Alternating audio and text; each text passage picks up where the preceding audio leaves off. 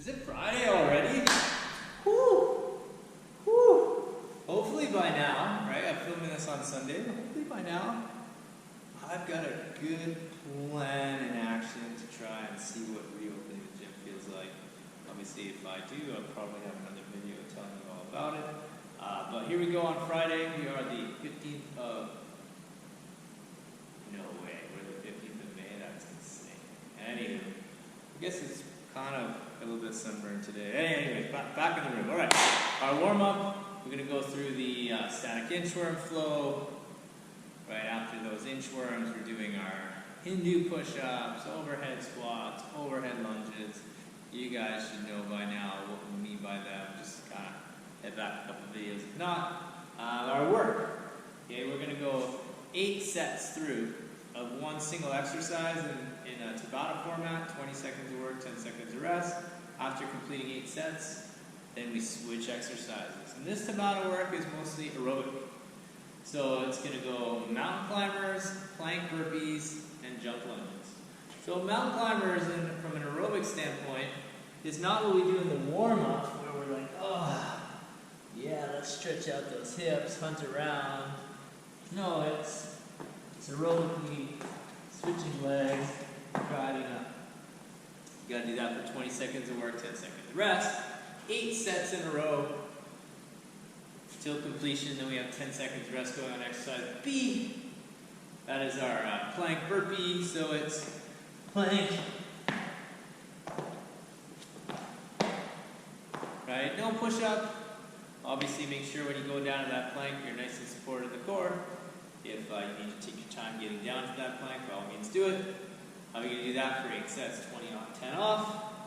Lastly, our jump lunges, right? So all of our jumping, I can't really think of very many variations where we don't ask this. We want a 2-footed takeoff, 2-footed landing. So we want to be here, exchange feet, catch. You're going to do that for 20 seconds. If you struggle with that, or you catch yourself not jumping 2 feet at a time, so maybe you're going, or not landing 2 feet at a time, I wouldn't really consider that a jump lunge. What we would have you do is just a static lunge. It's okay. But in the static lunge, the execution of it is really important. You need to think about when you step forward that you're able to touch the knee to the ground, try to accelerate up and back to the top. Often we're going to struggle with a jump lunge if standing up out of the bottom is one piece, and then coming back to the middle is the second piece. Now this isn't uncommon. That would be kind of lacking a little bit of strength, maybe in the legs, maybe in the core connection, maybe in the ability to use both legs at the same time. So the cues would be making sure that even though we step forward, your back leg is active, right? So if I'm on a piece of paper, I'm trying to tear that paper in half, and then you should hopefully be able to stand up with a little bit more strength. But the goal would be just that. We want to try to work on having strength in those positions.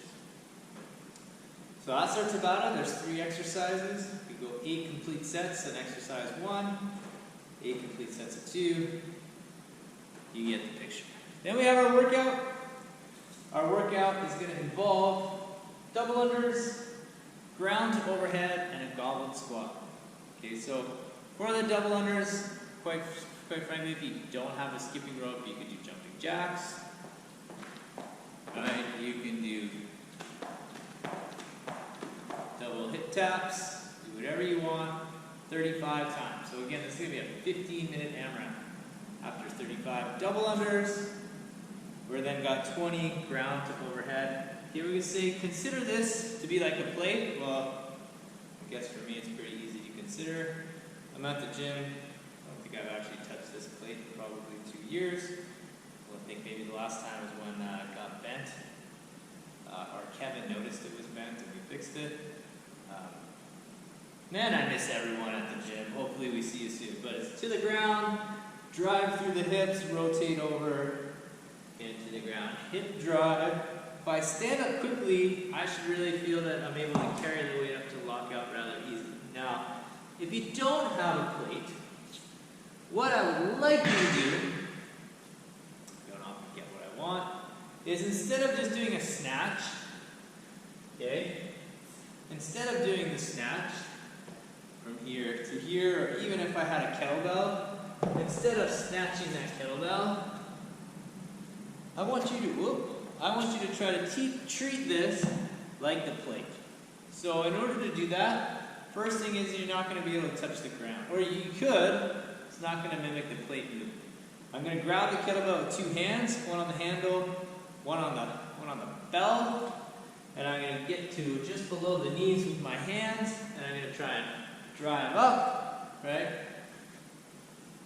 And there's going to be a little bit of that opposite hand that's not holding the handle. When I'm down here, a lot of pressure is on my fingertips to hold the bell. When I drive it up, I'm going to slide my hand under a little bit to secure it for the overhead piece.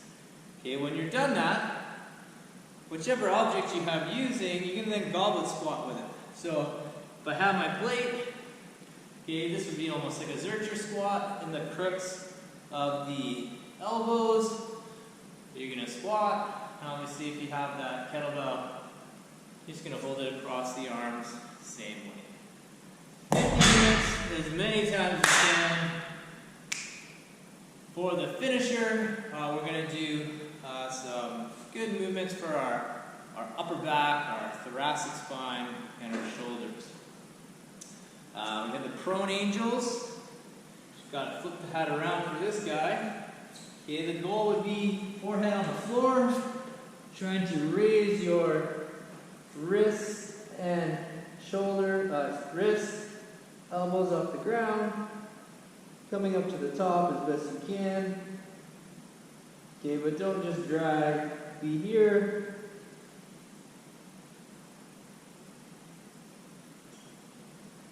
After our prone angels, thoracic cat-cow.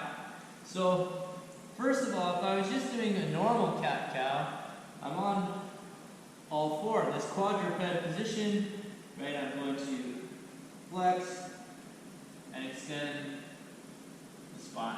Now, when we do a thoracic cat-cow, granted my thoracic spine is still doing that.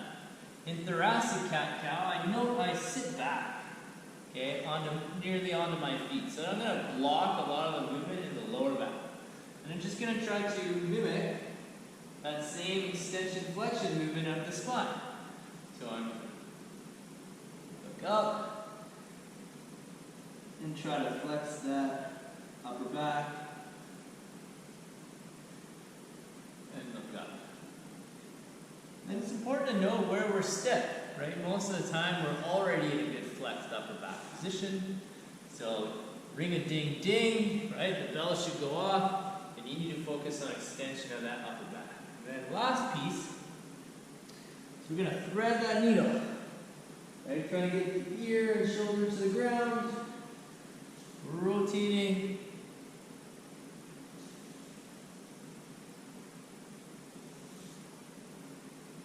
All right. See you Saturday.